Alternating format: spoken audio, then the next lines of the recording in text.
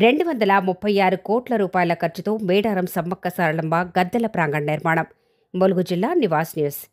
మేడారం సమ్మక్క సారలమ్మ గద్దెల ప్రాంగణ master plan వీడియోను విడుదల చేసిన సీఎం రేవంత్ 100 రోజుల్లోగా నిర్మాణ పనులు పూర్తి చేస్తామని, మహాజాతరలోపు అందుబాటులోకి తెస్తామని తెలిపిన రేవంత్ ఇందుకోసం 236 కోట్ల రూపాయల ఖర్చుతో ఒకేసారి 10,000 మంది భక్తులు దర్శించుకునేలా నిర్మాణం చేపట్టనున్న ప్రభుత్వం.